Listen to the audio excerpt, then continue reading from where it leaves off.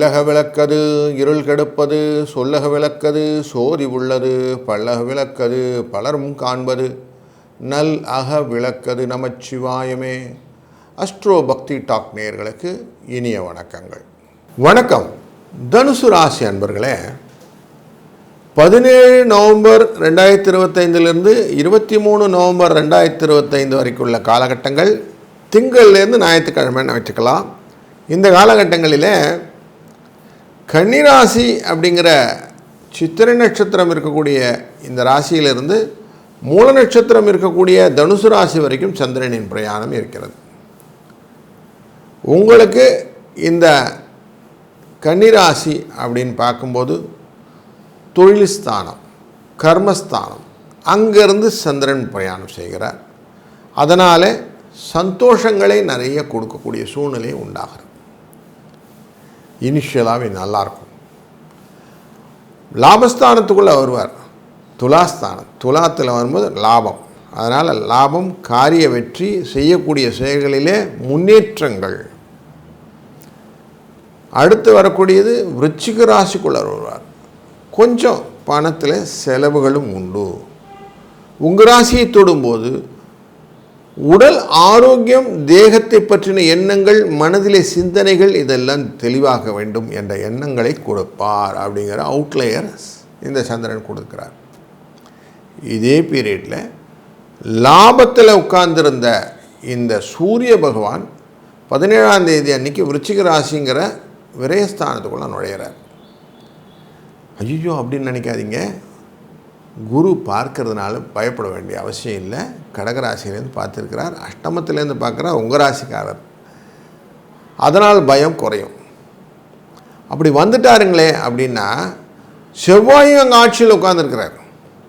கொஞ்சம் பணம் செலவாகும், சுப செலவுகள் ஆகும்.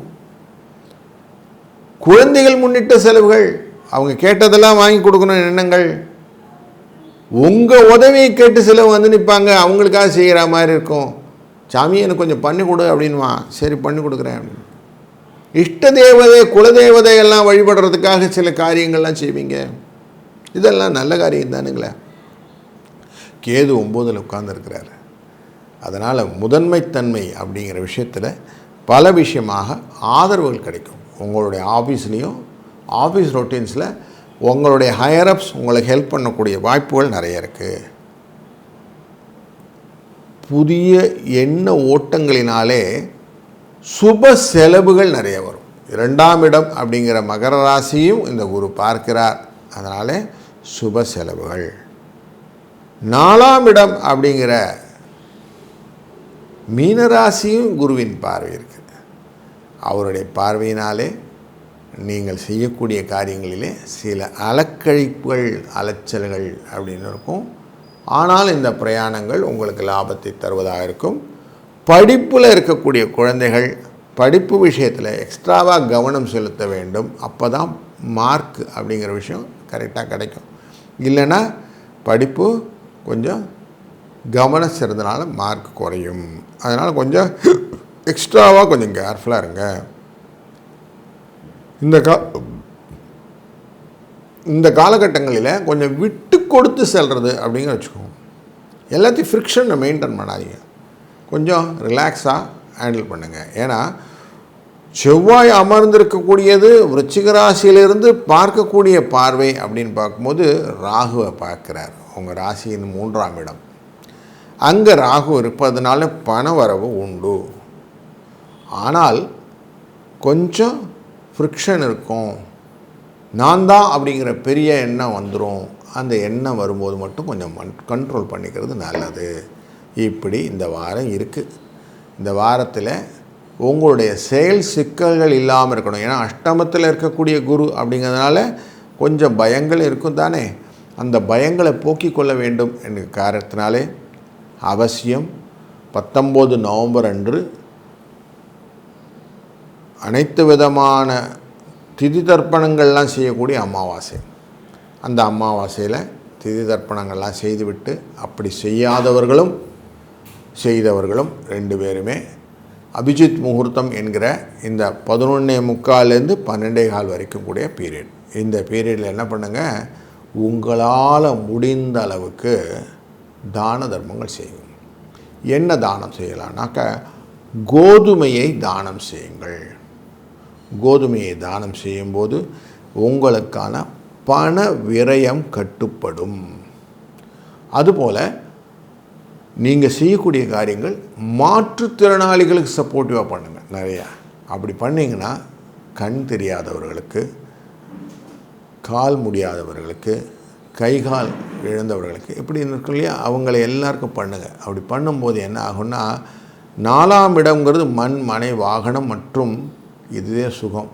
இந்த சுகம் அதிகமாக உங்களுக்கு வரக்கூடிய நாட்களிலும் தொடர்ந்து வரணும் இல்லைங்களா, அதுக்கான வழிவகை ஏற்படுத்தி கொடுக்கும். அப்படிங்கிறத நல்லா தெளிவாக புரிந்து கொண்டு இதை அவசியம் செய்யுங்கள். நல்லது நடக்கும். நல்லதே நடக்கட்டும். வாழ்க. வணக்கம். மகரம் ராசி அன்பர்களே, நவம்பர் 17 23 தேதி இந்த தேதிக்குள்ளார திங்கள்லேருந்து ஞாயிற்றுக்கிழமை என்ன வார பலன் அப்படின்னு பார்க்குறோம். கன்னிராசி அப்படிங்கிற ராசியிலிருந்து சித்திரை நட்சத்திரத்திலிருந்து தனுசு ராசியில் இருக்கக்கூடிய மூல நட்சத்திரம் வரைக்கும் சந்திரனின் பிரயாணம். 9ஆம் இடம் அப்படிங்கிற இடம் உங்கள் ராசியிலேருந்து பூர்வ புண்ணியஸ்தானம் அப்படிங்கிற இடம். அங்கே நீங்கள் எடுத்த காரியங்களை நிறைச்சி பண்ணிடணும் அப்படிங்கிற எண்ணங்கள் உண்டாகணும். அது சில தடைகளை கொடுக்கும். தொழில் ஸ்தானம் துலா ராசி, அங்கே வரும்போது தொழிலில் சுக்கிரன் ஏற்கனவே உங்கள் யோகக்காரன் உட்கார்ந்துருக்கிறார், அவரோடு சேரக்கூடிய சந்திரன், அதனால் உங்களுக்கு தொழிலில் முன்னேற்றம். சுக்கிரன் 10ஆம் இடத்தில் இருக்கிறதுனால தொழிலே சில கலக்கங்களும் அவசரப்பட்டு முடிவினால் வரக்கூடிய பொருளழிவு. லாபஸ்தானத்திலே சூரியன், செவ்வாய் ஆட்சி மற்றும் புதனின் வக்கரம், இது எல்லாமே பண வரவை பற்றிய எண்ணங்கள். ஆடை ஆபரண சேர்க்கைகள், இதுவும் சந்திரனோட சேர்க்கையோடு சேர்ந்து கொடுக்கும். அப்போ காரிய வெற்றி என்பது 19-20 தேதியில் நல்லா இருக்குது.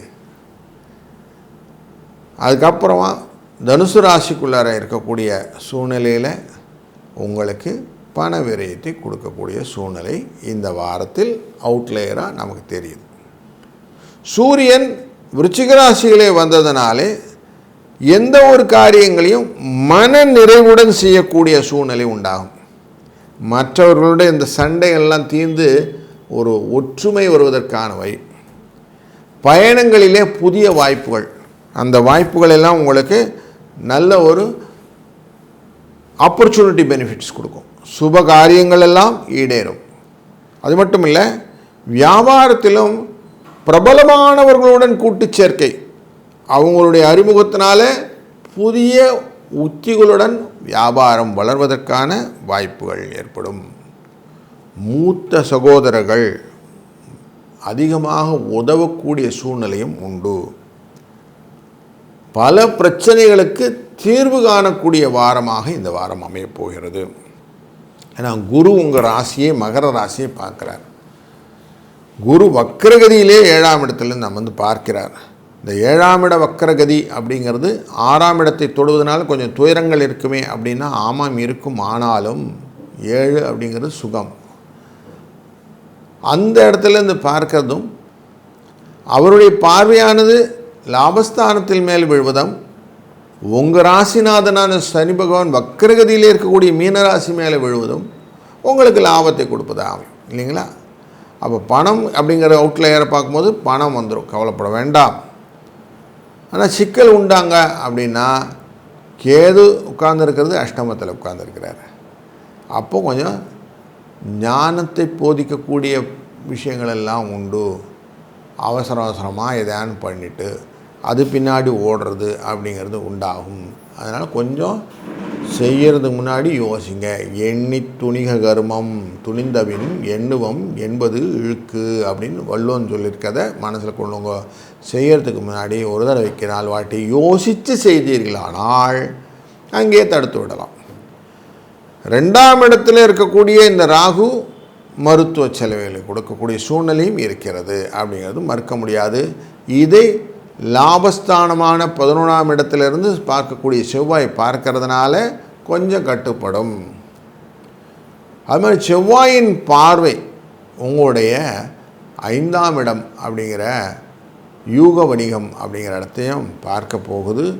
இந்த 11 லாபத்தில் உட்கார்ந்துட்டு இந்த 11-5 தொடர்பு அப்படின்னு சொல்லுவோம், அப்படி இருக்குது. அதே மாதிரி 6 தொடர்பும் இந்த செவ்வாயின் தன்மையில் இருக்குது. அதனால் லக்ஷ்மி கடாட்சத்தை பணவரவை கொடுப்பார். குழந்தைகள் விஷயத்தில் சில சிக்கல்களும் உண்டாகும். அதுக்கப்புறம் அது தீர்ந்துவிடும். படிக்கலையே அப்படின்லாம் யோசிச்சுட்டு அவங்கள படிக்க வச்சு பண்ணுறதெல்லாம் உங்கள் கடமையாக இருக்கும். இது எல்லாத்தையும் சரி பண்ணுறதுக்கு ஒரே உபாயம் பரிகாரம் அப்படின்னு பார்த்தீங்கன்னா, புதன்கிழமை அன்று வரக்கூடிய அமாவாசையில் அவசியம் நண்பகல் 11:45 12:15 வரைக்கும் கூடிய பீரியடில் உங்களால் முடிந்த தான தர்மங்களை குரு அப்படிங்கிறதுனால கோவில்களுக்கும், கேது அஷ்டமத்தில் உட்கார்ந்துருக்கிறதுனால அவசியமாக உங்கள் குலதெய்வங்களுக்கும், 3ஆம் இடத்தில் அமர்ந்திருக்கக்கூடிய வக்கரகதியில் இருக்கிற சனியினால் மாற்றுத்திறனாளிகளுக்கும் செய்வதனால் உங்களுக்கு பல விதத்திலும் தொடர்ந்து பல நன்மைகள் கிடைப்பதற்கான வாய்ப்புகளை ஏற்படுத்தி கொள்ளலாம். அப்படிங்கிறத தெளிவாக புரிந்து கொண்டீர்களானால் இந்த வாரம் உங்களுக்கு இனிமையான வாரமாக அமையட்டும். நல்லது நடக்கும். நல்லதே நடக்கட்டும். வாழ்க வளத்துடன்.